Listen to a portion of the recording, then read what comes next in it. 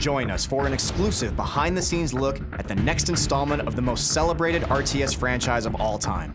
This is Command & Conquer: Beyond the Battle, Part 1.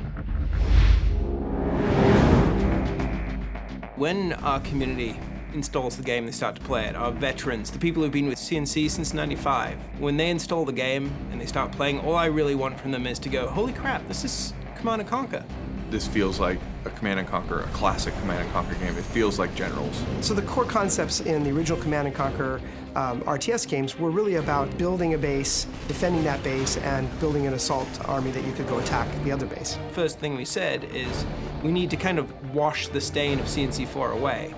And to do that, you really have to get back to your roots, to get back to what it was that made your fans in the first place. Well, to me, the roots of Command & Conquer are always about base building that doesn't feel like a chore, harvesting that doesn't require your full attention, and a focus on fast action and lots of viable strategies in the actual combat. Going back to upgrades and abilities that matter, player powers that feel visceral, and then at the same time, super weapons, commando units are back, and then we're adding a couple new flavors in there like caster units that we haven't exposed yet to the public.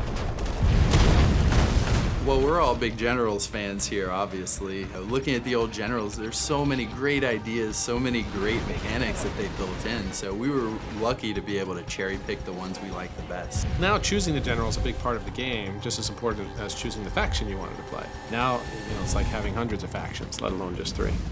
Each general will have its own set of abilities, upgrades, even player powers will change as well.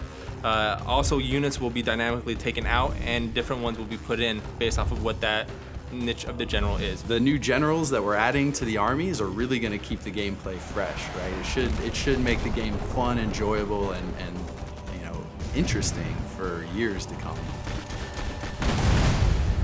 So what I really find exciting about the next Command & Conquer is that this is a product that's going to be aimed directly to consumers, going directly to consumers and appealing to them for the success of the product, but more importantly for the feedback. So fan feedback and metrics are absolutely amazing now in a connected environment.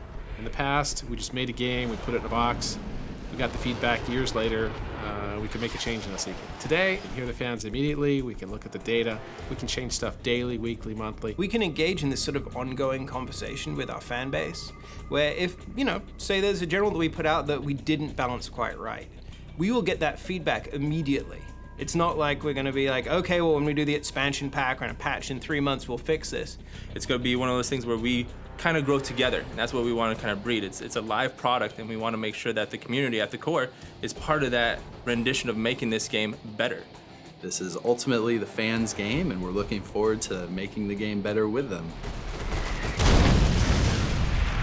Absolutely, I'll play the new Command & Conquer when it comes out. I'm anxiously awaiting it, actually. Our #1 priority has always been to make this a really fun, excellent game. Everybody on the dev team loves the game, and they're doing the work where their heart is. So a lot of the times people stay late just to make sure that they make a better game because they care about what the franchise is. Everybody wants to make sure that they make the game that the community would love, and we're on the same page on trying to make it the best CNC possible. Hopefully after doing this, I'll be on the beta, right guys?